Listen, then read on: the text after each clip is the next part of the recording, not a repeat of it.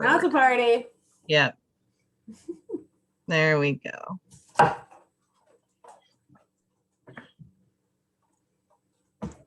Hi. How you doing? Hi, everybody. Let me just make sure everybody's in. I'm going to give it another second. Okay. Yeah. So you're automatically muted when you come in. So if you want to unmute and say hi and. Oh, there we go. Hi. Good to see you. Great. What are y'all pickling? Great afternoon for pickling. It is. It is. It's so funny. I was just talking with a friend last night and she pickles everything. And I said, oh, Margie, the next time you do that, let me come over and, I'd love to see how you do it. And then she sent me this link this morning. She said, serendipity, you can learn all about it. So it worked out really, really well. That's so great. I know. Kind of perfect. Yeah. Great. So I'm going to make my little introduction and then we'll get started. Welcome everybody to Preserving the Harvest the Traditional Way, Lacto-Fermentation with Adamah Farm and Carly Sugar. I'm Meg Schur. I'm the Assistant Director of the DM Hunt Library in Falls Village, and I'm excited to welcome you to this collaboration between the library and Adamah. Adamah is comprised of 10 acres of farm fields, orchards, and pasture at the Isabella Friedman Jewish Retreat Center in Falls Village, where they also run a 3-month residential fellowship for 20 and 30-year-olds. The farm produces organic produce for Adamah's local CSA and also for their lacto-fermented pickle products, including cucumber pickles, sauerkraut, firekraut, and fruit jams. Adamah's products can be found locally at the Calf and Clover Farm Stand in Kent, Freund's Farm in East Canaan, and can be ordered for pickup at the farm in Falls Village. In addition to the CSA, Adamah donates produce to local food pantries. Links to Adamah's Food Access Fund to support these donations, as well as links to sign up for their CSA, and also links to support the library so we can continue to offer high quality, diverse, free programming will all be in the chat. Carly Sugar, who's running this great program, is the Fellowship Director at Adamah Farm. She's a passionate and knowledgeable food grower, preserver, and educator. Over her years of pickling work, she has experimented with fermenting vegetables, beverages, breads, and dairy products. Carly grew up in a suburb of Detroit, has lived in the city for almost 10 years, and is now living in Falls Village. And now we'll get to pickling with Carly. Thanks, Carly. Thank you. Hi, everyone. Welcome. Thanks for being here. So what we're going to do is I'm going to chat with y'all a little bit about kind of the why behind lacto-fermentation. And in the meantime, you can be at home if you're cooking along with us or fermenting along with us. You can be chopping your veggies.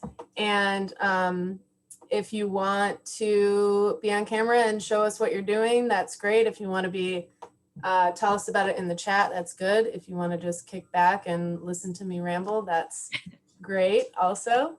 So I'll just show you what I'm doing here is I'm going to be making sauerkraut.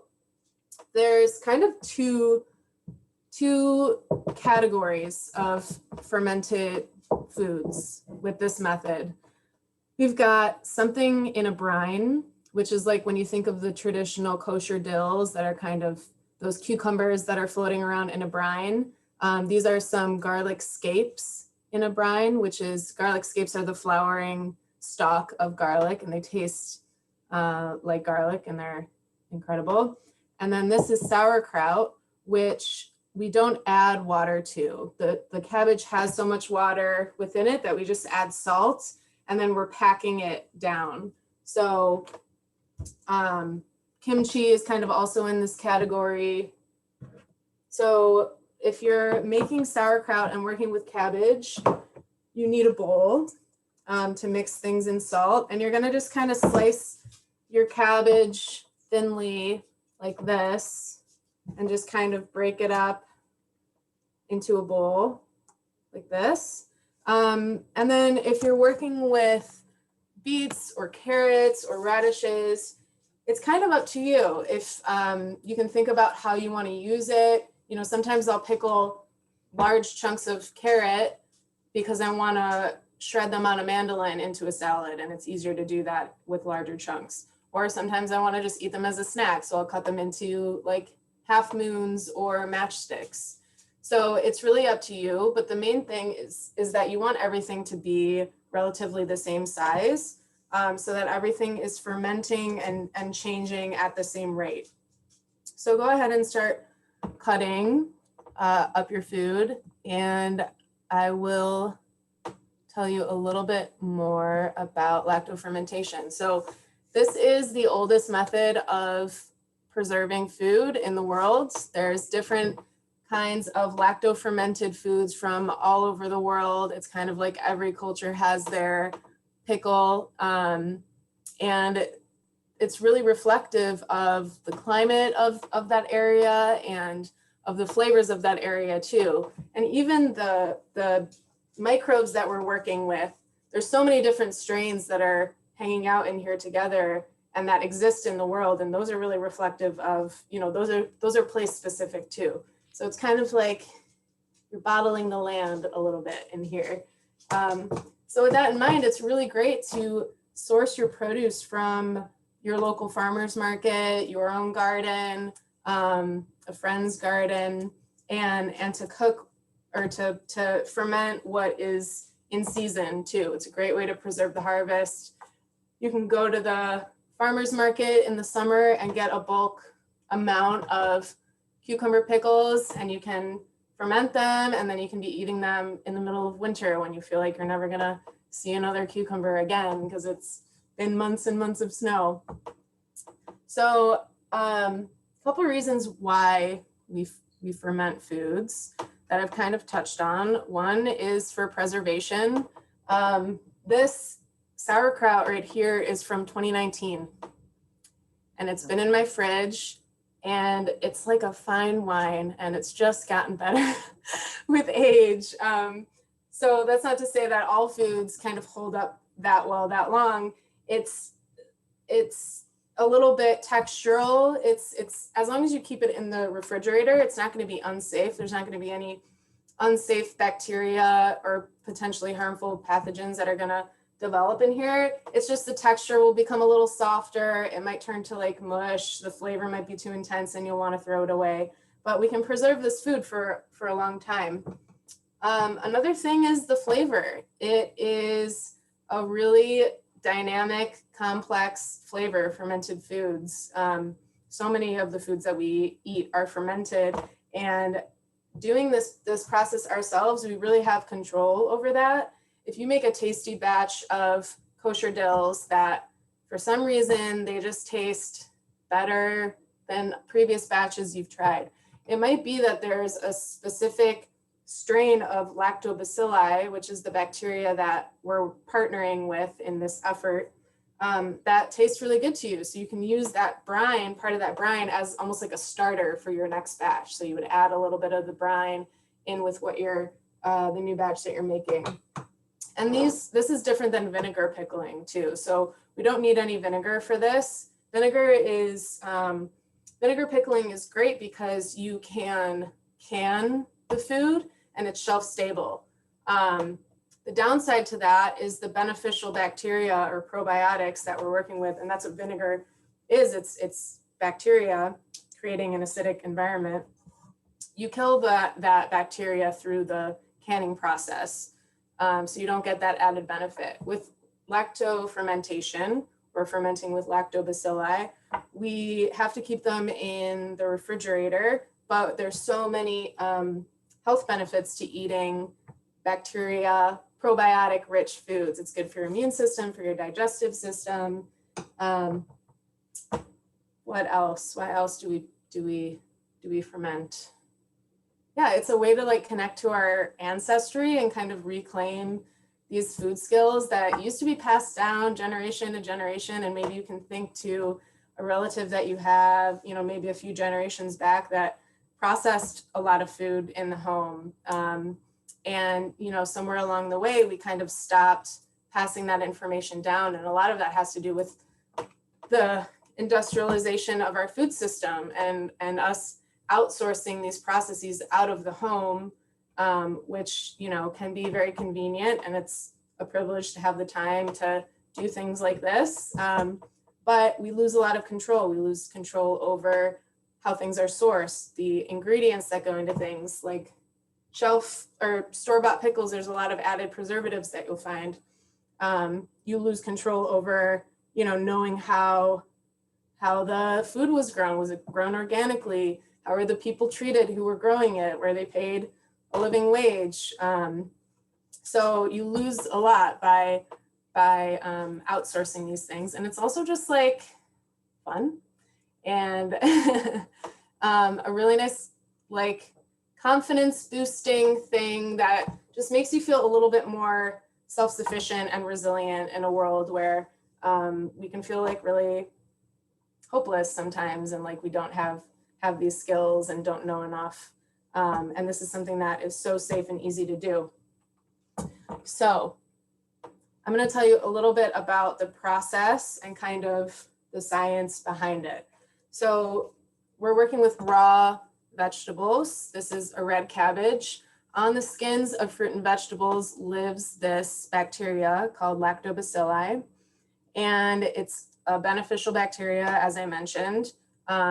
So that's kind of our partner in this work. And what we're doing is creating the perfect conditions for that lactobacilli to multiply, build its little community, and thrive.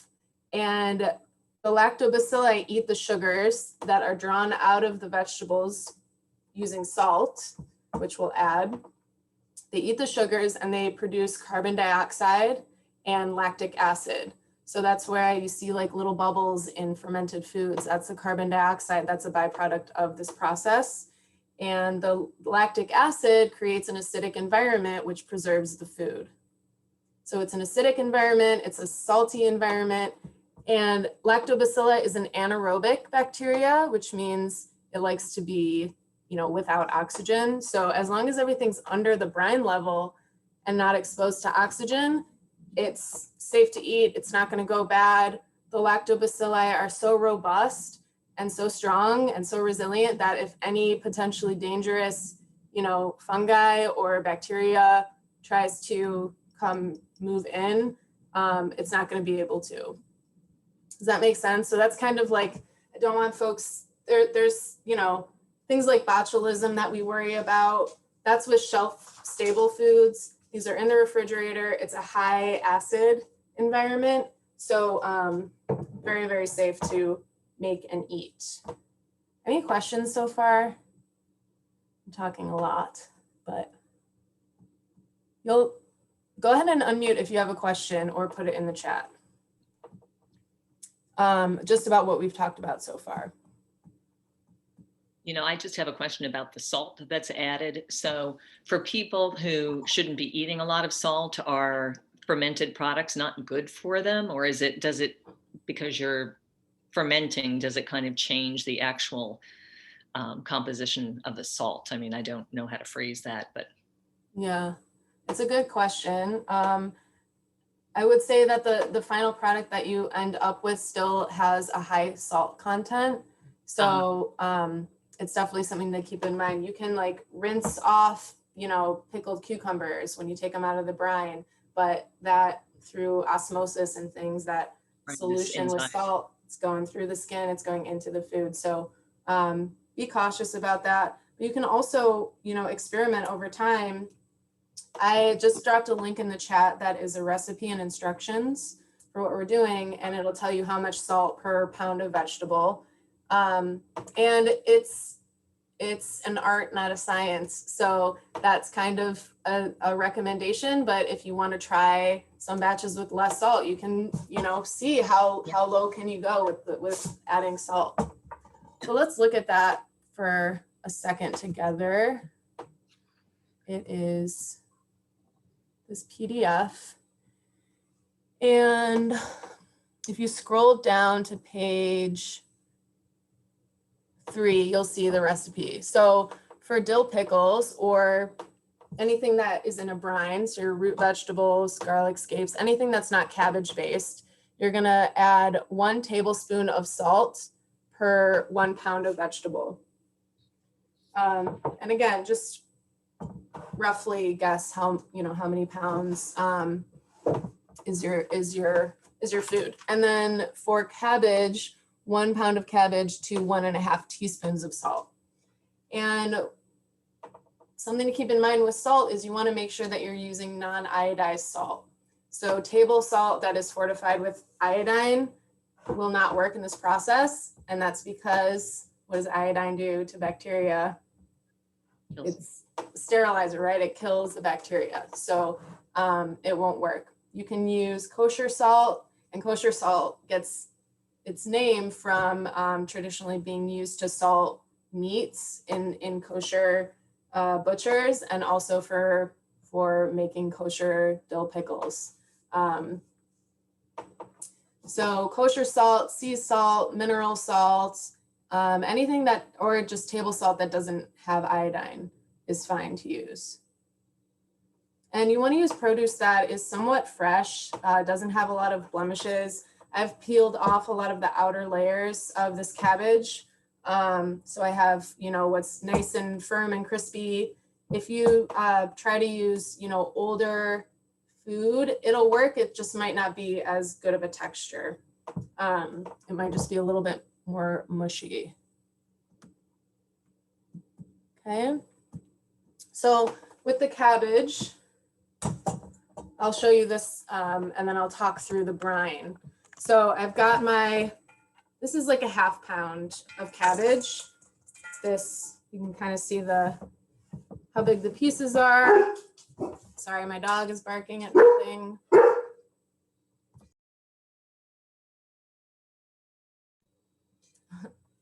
Sorry. And then I have some salt here. This is actually, I made some ramp salt, Meg. Can we not? I cut up some ramps that I harvested with Meg's family. And That's awesome. Yeah, I laid them out on a baking sheet and I put them in the oven at the lowest setting and they dehydrated. And then I mixed them with salt in a spice grinder. And now I have this like ramp flavored salt. So that's what I'm going to use. And it's non-iodized. And I'm just going to eyeball it. And then I'm going to mix. And I'm kind of going to massage a little bit. And soon what's going to happen is this cabbage is going to start sweating or releasing its water. And you can kind of taste it as you go also to see if it needs more salt or not. How it was described to me is that it should be like somewhat pleasant to eat salt level wise, but you wouldn't want to sit and eat a whole salad of it. That's helpful at all. So once we have it mixed, and we're doing this because we're going to be packing this into a jar, and we want to make sure that there's no spots that have a bunch of cabbage with no salt. So this way we know that the salt is getting all over the surface area of each of these little strips of cabbage. Grab a jar.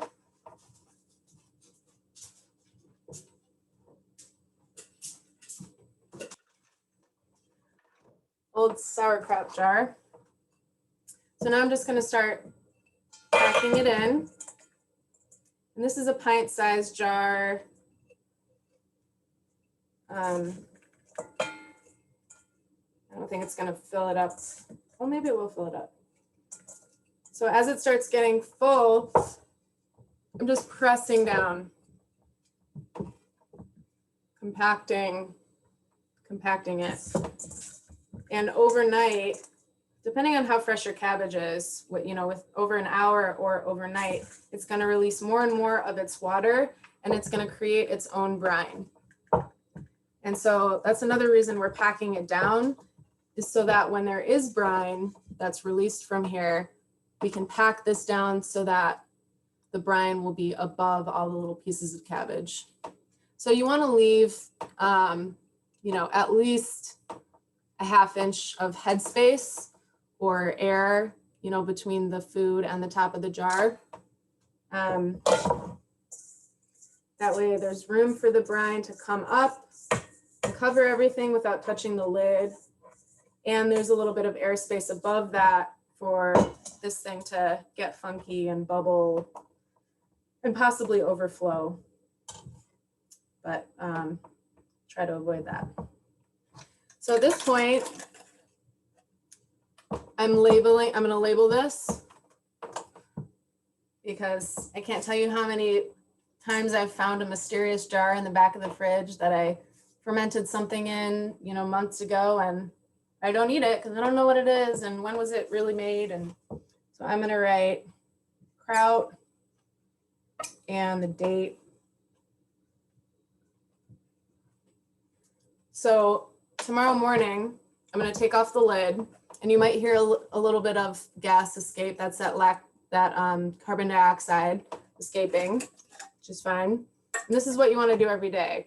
You want to take it off and just press it down so that it's below the brine. If tomorrow morning you go to do this and there's still not enough brine, you can add a little bit of tap water, just enough so that everything is covered, and a little bit more salt on top. And, you know, make sure you press it down, and that's fine. And you can do that every day. Start tasting it after a couple days.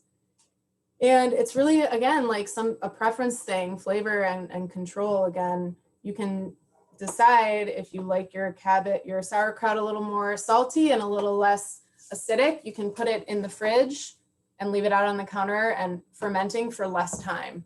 If you like it a little more acidic, you really want some funky kraut flavor with a ton of lactobacilli, you can leave it out on the counter for more days where it will ferment more. So when we move it into the fridge, it kind of halts the process in its tracks, or it dramatically reduces the speed of things. So when it's ready to eat, like you like how it tastes, you put it in the fridge. For brined things, we're gonna put your cut up veggies in the jar.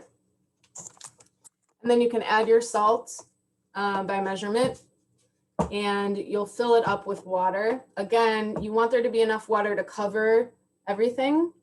And if you're doing, try to like pack in as much veggie as you can in your jar. You wouldn't want like 3 cucumbers floating around in a bunch of brine. I don't know, I guess it'd be fine.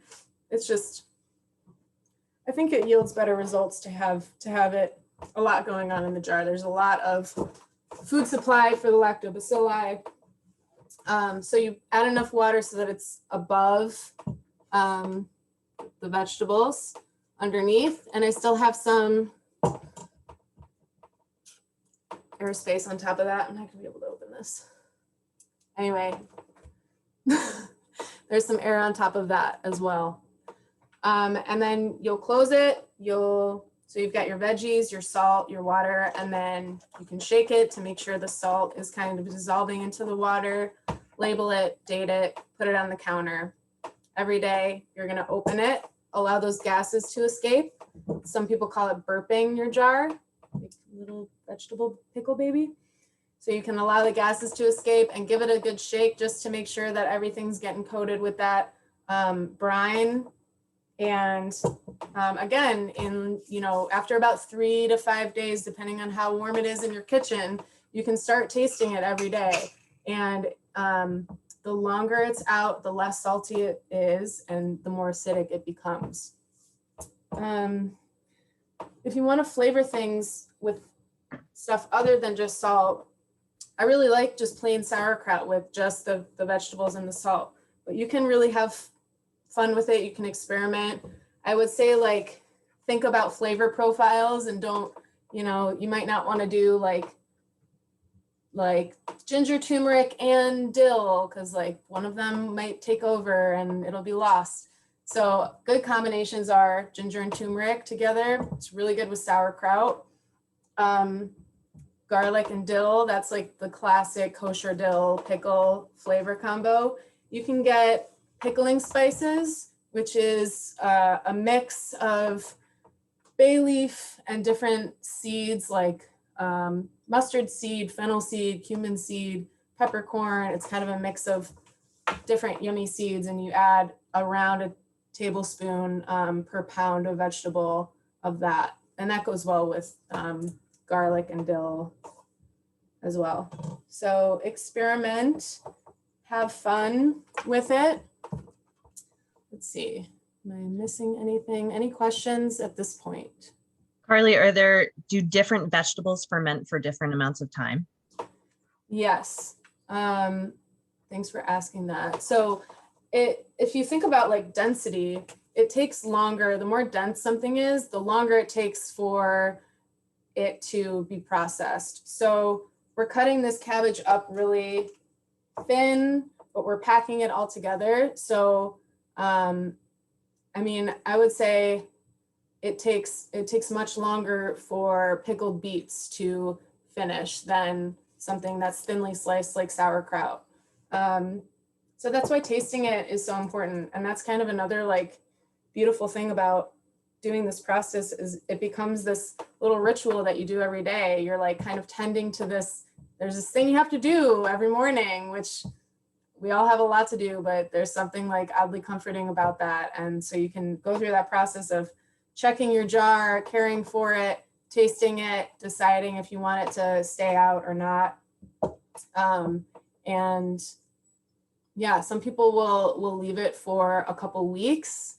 I tend to like things a week tops. I prefer a little bit under, on the lower end of the acidic spectrum. Yeah. Other questions?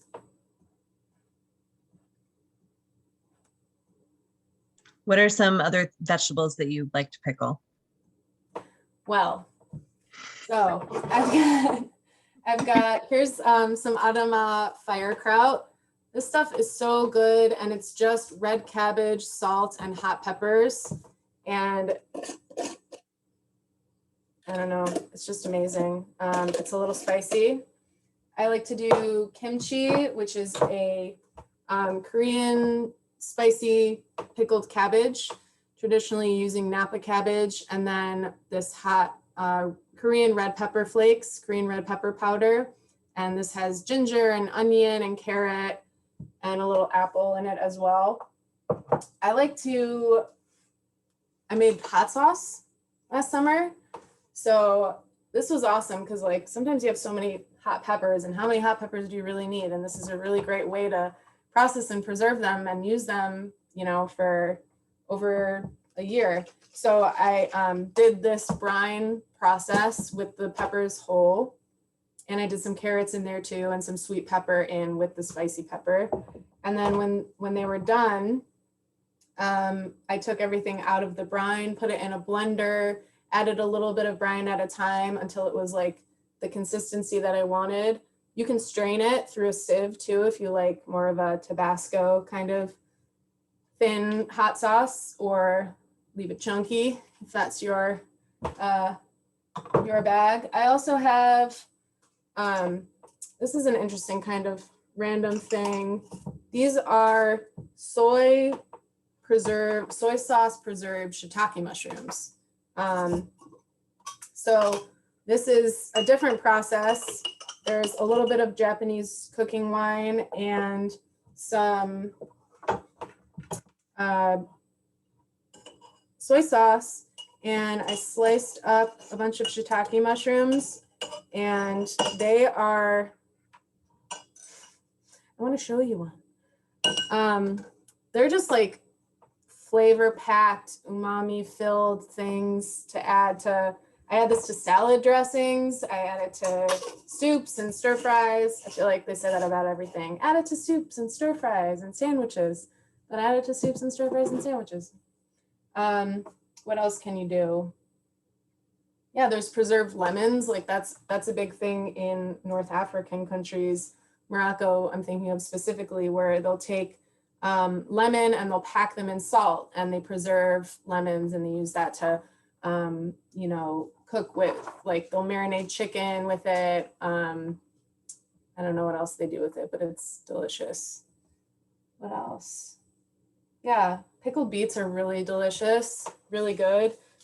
big in Russia. And in Russia, they also, the brine, that's a byproduct, they'll like continue to ferment it until it's bubbly from the carbon dioxide, almost like a carbonated beverage called kvass. And it's full of probiotics and kind of sweet, kind of salty, kind of sour. Hits all those things. Yeah. Other questions? I want to share a couple books too, because you guys go to the library, so I figured you might want to hear about some books. So there's this person named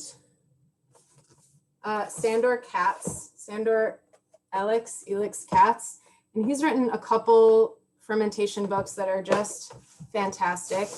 Here's my fermentation Bible, my fermentation Torah, The Art of Fermentation by Sandor Katz.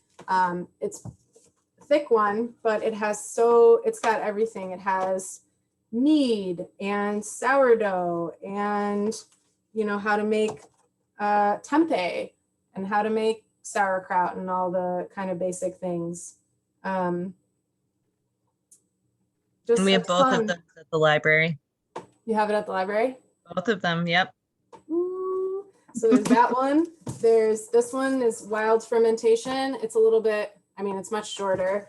Still got a ton of recipes and a little bit of like Sandor Katz, waxing on, philosophizing, which is awesome. And that brings me to his most recent book it came out within the past year.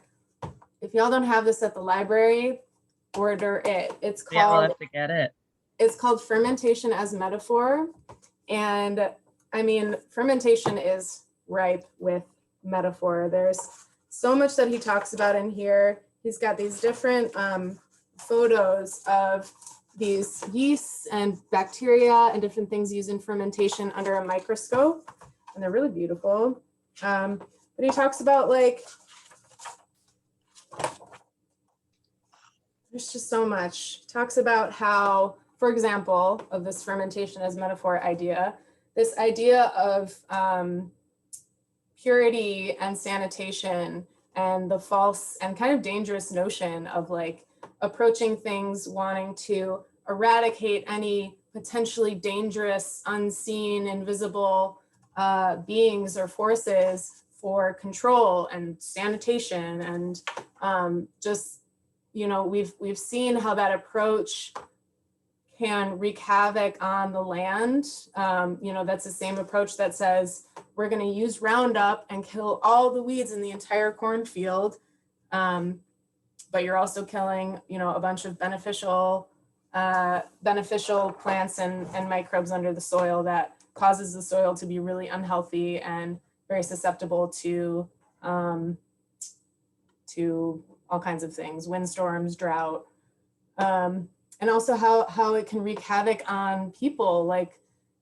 So many moments of villainizing a group of people that same language is used, not to I'm Jewish and a Jewish farm. I don't always talk about the Holocaust, just it's not all we talk about, but that language was used to describe Jews before the Holocaust, this idea of purity in bloodlines and wanting to eradicate anything that is impure. That was a lot, but it's things like that where there's just really deep and beautiful lessons that we can draw from ferments and parallels that we can draw. And then I have this book called Nourishing Traditions by Sally Fallon. And I really like this cookbook. It's got a ton of fermented vegetables and fruits recipes. Nourishing Traditions is kind of the school of thought that says that the human body can absorb much more nutrients and digest much more easily foods that we process a little bit or as much as possible before they enter our body. So she believes that, eating fermented vegetables that have broken down a little bit, that are softer, that are easier on the digestive system, your body is able to draw more nutrients out than something like this, which can actually cause, indigestion and can go through you too quickly. So your body doesn't have time to absorb things. It's also, there's a lot of like sprouting all your grains, and eating cooked vegetables that you cook for a really long time, things like that. It's kind of an interesting take, and very like pro fat too, animal fats specifically. Those are a couple books. Yeah. Carly, I have 2 more questions. Great. The first one is, are there any vegetables that you'd suggest not fermenting? And the second is, what do you look for to know if things went wrong? Oh, such a good question. Okay. Things that I wouldn't, people have asked, like, can I ferment cooked vegetables? No, you'll end up with, first of all, through cooking, you kill all the lactobacilli and you'll end up with just like a puddle of mush.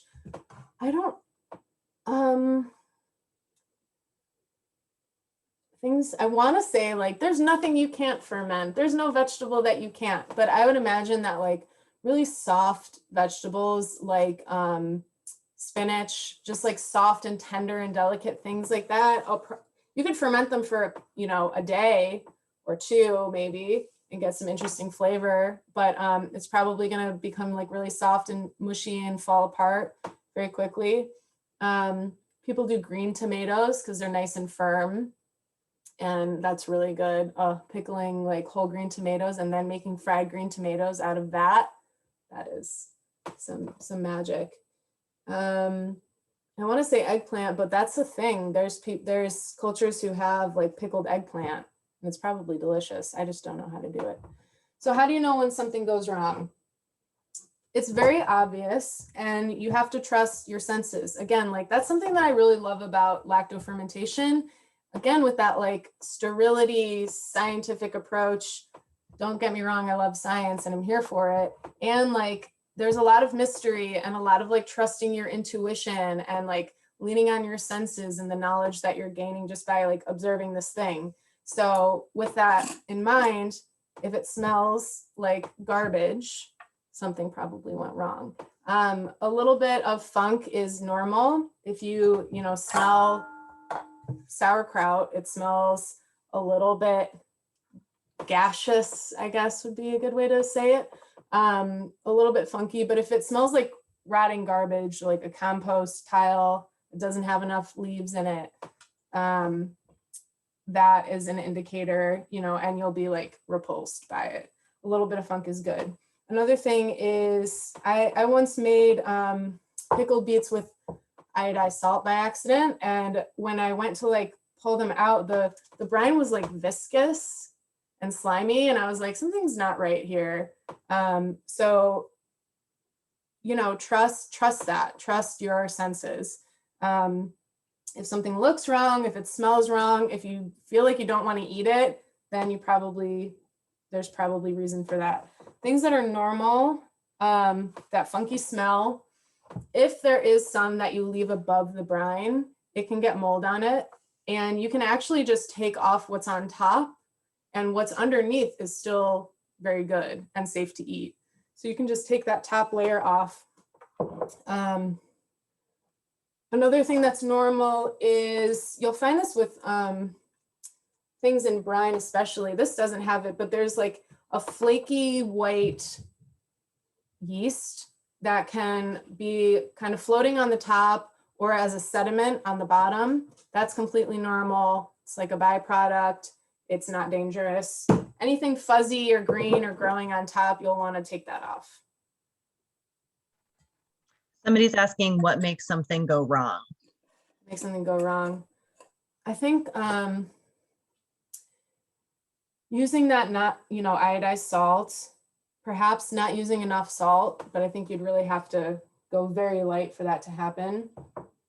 Some people have issues with tap water if it's highly chlorinated, which I don't think I think, I'm not sure about the water in Falls Village. In Detroit, which is, very much a city, there's tons of fresh water around, but very treated water. I use tap water all the time and I don't have an issue with it. Chlorine obviously kills bacteria. So if you have a highly chlorinated tap water, you might want to opt for something else, filtered water, spring water. Some people will put water in a vessel and leave it out overnight, and a lot of the chlorine will actually off gas. Not all of it, but a significant amount. So that can help. If it's not under the brine, it'll go bad. If you leave it out for too long, it'll just get really soft and not be good. It won't be dangerous, but it just won't be particularly good. Another thing is with cucumbers are tricky. We all want that like really crisp pickled cucumber, right? And what you need for that is young fruit. So if you're harvesting your cucumbers too late, you'll get air pockets in the middle of the cucumber. So you want to kind of harvest it on the younger side, on the early side, before the seeds have fully developed. And there's not a lot of like space in between things. There's not a lot of that kind of softer part of the middle. Some people will add grape leaves to help. Grape leaves have tannins in them, which it's said helps with preserving that firmness. Is there a difference between? Yes. So I actually don't care much for vinegar pickles. I find it too acidic. And like the bread and butter pickles are too sweet and I just don't understand what's going on in my mouth. It's like too much. But I just really enjoy this flavor. It's a different flavor. It's still acidic, but it's a little bit more mild. It's salty and there's that like bit of something extra, umami, some kind of other dynamic to the flavor that is different. But vinegar pickles are, they have, I'm a little bit biased, but no shame to anyone who enjoys vinegar pickles, and they have their benefits for sure. Other questions? Great. So just think again about, I don't know if anyone's been cooking alongside me, but just to reiterate, tomorrow what I'm going to do is I'm going to open this jar. I'm going to pack everything down and I'm going to check the brine level. I want the brine to be over all of the vegetables. If there's not enough, I'll add a little bit of water and add a little bit of salt.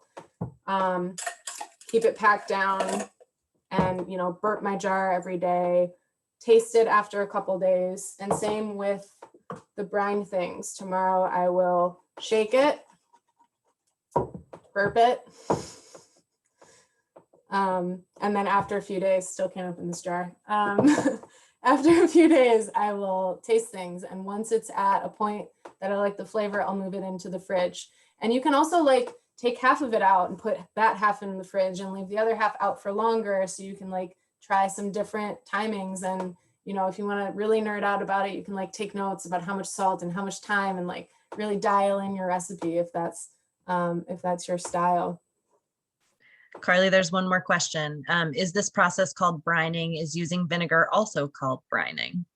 Good question. Yeah, I think brining just refers to like a salty solution. So it refers to, water with salt, or you can have a vinegar brine. I believe that's what that means. But I think that